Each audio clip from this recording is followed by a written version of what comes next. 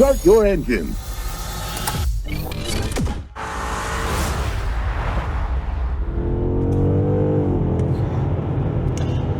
Well, it's not every day that an estate version of a BMW M5 comes along. Yeah, a BMW M5 Touring. Would you believe that the BMW M5 is now in its 7th generation? But in that time, only 3 of them have been Tourings.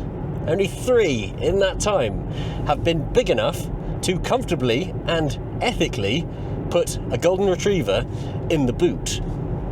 There was, of course, the first edition, the hand-built E34 M5 of the 1990s, and then the next one came along in the early noughties with the E61 M5 Touring. That one, of course, famous for both its controversial looks, but also for the fact that it had a 5-litre screaming V10 under the bonnet.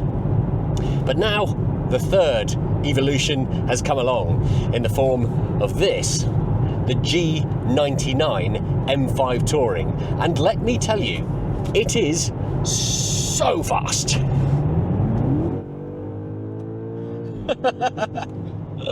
Hello, you're watching Driven. My name is John Marcar, and this is 5 things you might want to know about the BMW G99 M5 Touring.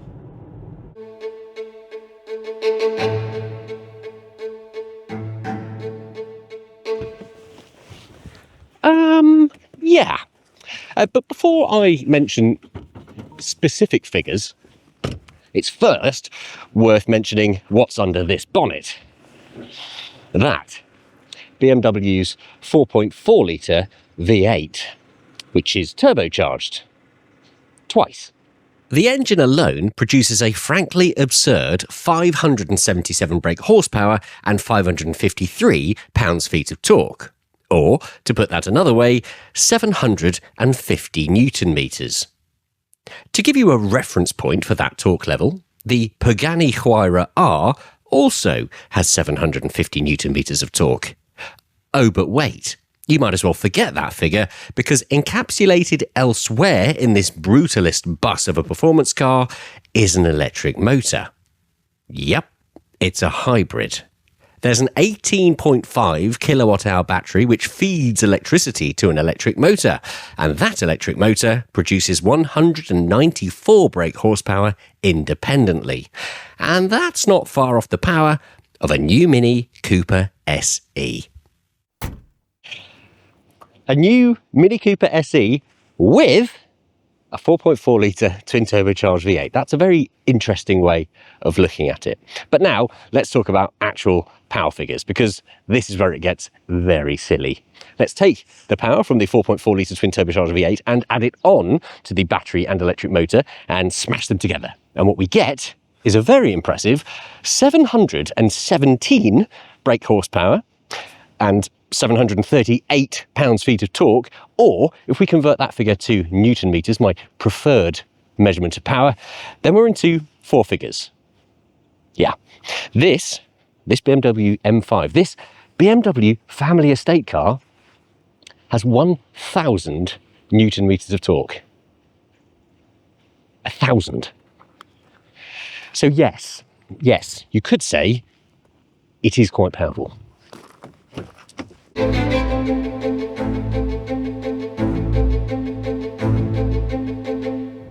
Yeah, okay, fine. Let's get this one out of the way nice and early. The car that I'm driving right now, this very G99 M5 Touring, it's heavy. It's 2.5 tons heavy, 2,500 kilos heavy. And that, as a figure for a BMW M car, has been, for many, quite a tricky pill to swallow, and I get that. However, let me have a little go at explaining, well, some sort of justification to that. The words M car and the figure of 2.5 metric tons shouldn't be in the same sentence, and yet they are. The hybrid system is incredibly clever and helps make this the most powerful M5 ever, but it also adds a chunk of weight to the car. Now, to throw in a positive twist, I need to give credit to every single powertrain engineer responsible for making this car accelerate the way that it does. because you would never believe it's a 2.5-ton car. This M5 will accelerate from 0 to 62 miles an hour in 3.6 seconds. It feels so light on its wheels when launching, and thanks to some clever trickery with the built-in stability control, for casual cornering, you'll be amazed at how agile this thing feels. The other big headline, despite the weight, is the potential top speed. This M5 is capable of reaching 190 miles an hour. 10 miles an hour short of 200 miles an hour in a family estate car. Now, eventually, though, that weight is going to make itself known. Unfortunately, physics is always going to do what physics wants to do. And that, I'm afraid to say, is a battle that neither you or I or anyone else is ever going to win.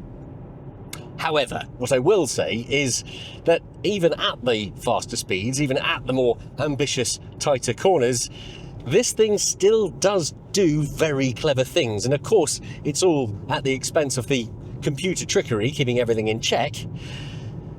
But it can be done. I warn you though, if you are planning on buying one of these and driving ambitiously quite a lot, you'll probably find that's going to become quite financially stressful.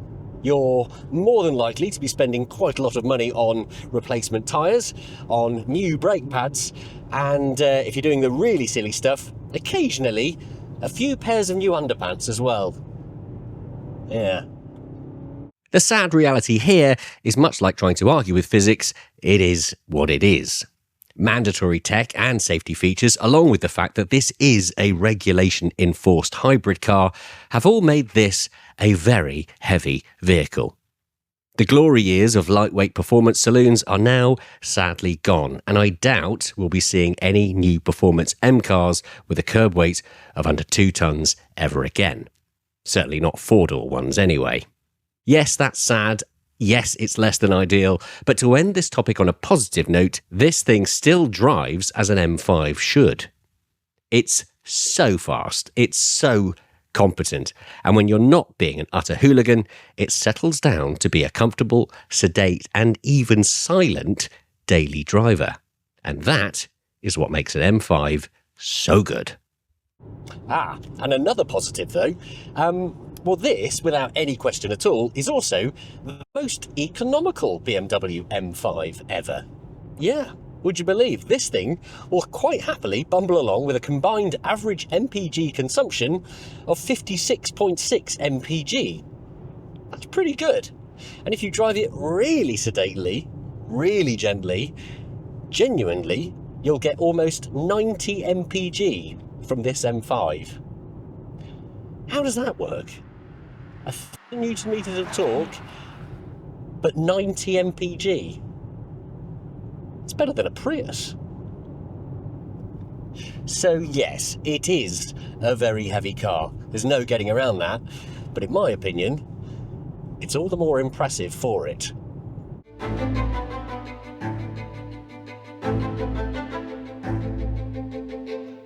Oh yes. This is, as M5s always have been, a exceptionally comfortable car. I've had this car already for about a week and I've already done well over 1,000 miles in it, and every single mile that I've driven has been completed in absolute comfort and luxury. And of course, we're at the top of the tree when it comes to BMW. We're in an M car, so you get a lot of gadgets, you get a lot of tech, a lot of things that in other cars would be optional extras included as standard. Things like heated seats, for example. Obviously, it's got heated seats, but this one has got the optional comfort pack ticked, and that means they're not only heated, but they're ventilated as well, so it will blow cool air through you. Well, not through you, but through the seat and into you. But you also get loads of nice things like Bowers & Wilkins sound system. That comes as standard, and it's absolutely lovely. So yes, it's comfortable. Yes, of course, the driving position, as you would expect, is fantastic because it's a BMW M car, and it has all the comfort and practicality of the 5 Series family car estate, which means you get loads of space in the back seat as well. Join me in the back for some back seat testing.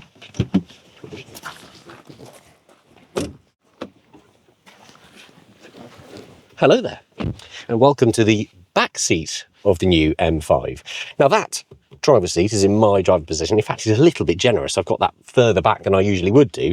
But as you can see, even as a 6'1" / 186 centimetre tall man, I've got loads of room back here. You sit quite high as well, which is quite nice. You can see through, you've got loads of great visibility. But legroom is great, headroom is great, side-by-side space is great. Obviously, ideally, 2 adults in the back here would be the most comfortable. You probably could fit a third for a short journey and not have too much to complain about. You've got your climate control settings back here for your heated seats. You've also got 4 USB-C sockets. Not sure why you'd need 4, but there are 4 in case you need them. And another nice feature, in fact, 2 nice features. Firstly, optional extra, the glass panoramic roof. That's great because that makes the car feel especially spacious back here. But also, they've got some privacy blinds, some sun blinds, so we can drive along in comfort if the tinted windows weren't already private enough. So yes, you've got all of the attributes of a 5 Series estate, which have always been spacious and comfortable, and these back seats are actually very comfortable, really, really good. But I've not yet mentioned the best bit. Because it's a BMW 5 Series estate, we've got a big boot. So, why don't you join me in the boot?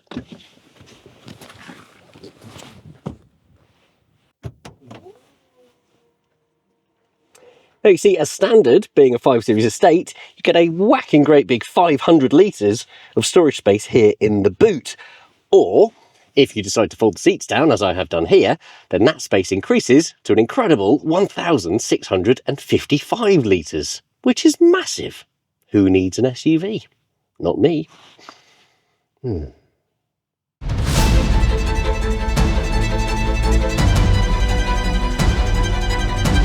Now here, I can only offer my opinion on this, my personal individual opinion, and well, it's an interesting one because in saloon car form, so new M5, just like this, but without the estate touring boot on the back, I don't think this is a very good looking car at all.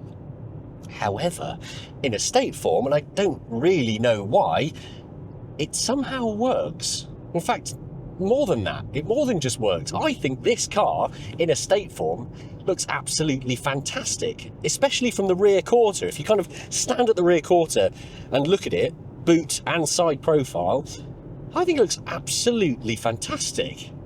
I don't know why that is. I don't know how it can be so goppingly ugly in saloon form, and remind you, this is my opinion only, and yet so utterly beautiful in touring form, but it does. But let's also be real. BMW design throughout the ages has always been a little bit controversial. When the E60, the V10 powered M5, came out in 2005, I, along with every other teenager on the planet, screamed in rage. The BMW M5 had somehow morphed from being one of the most beautiful automotive shapes in the world, the E39 M5, into something that looked like some sort of weird space debris. But a few years after the E60 had come along, plus many other creations by the designer of the time, Chris Bangle, the E60 became acceptable. And dare I say it now, is somewhat legendary. So yes, the current BMW M5 is dividing opinions from a styling point of view, and I think it will continue to do so probably for a generation or so. If, at the moment, for example, you think that the new M5 is a goppingly ugly car, then chances are, within about 10 years, I bet you'll change your mind. And that's either because you've grown to love the design, or because, well, whatever's come next has made you think, God, it used to look a lot better.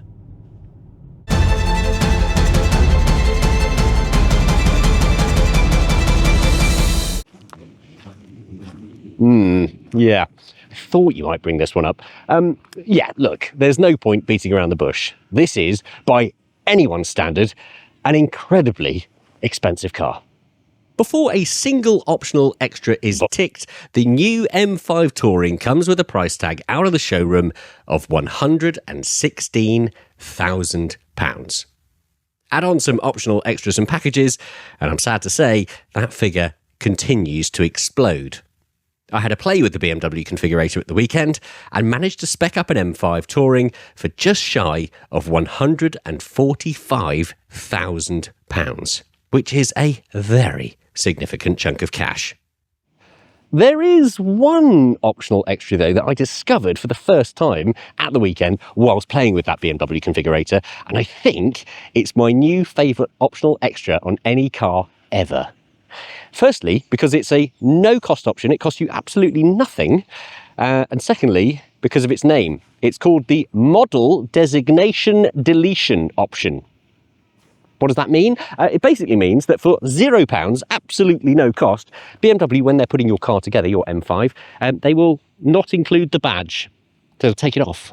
And of course, there's no other M5 badges on the car anywhere else. It's the days of silly M badges on every panel are gone. So by ticking that option and paying nothing for it, you have promoted yourself to the top tier of stealth wealth. And that's excellent. But a very good point, well made by Luke on camera, is that, well, if you know your cars, there's not much hiding the fact that it's an M5 because it's got 4 smokers on the back. But, you know, maybe some people won't notice those.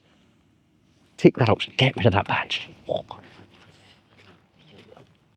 The new M5 comes with a lot of headlines and a lot of talking topics.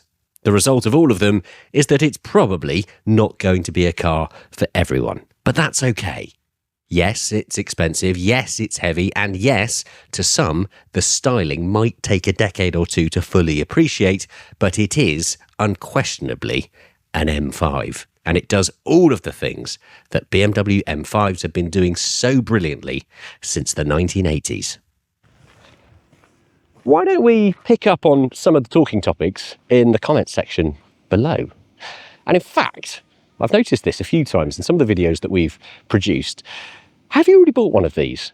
Because a lot of people tend to buy cars and then watch reviews on them. And if you have, then I'd love to know what you think. How have you got on with it? Or maybe you haven't bought one of these. Maybe you have been an M5 owner up till now.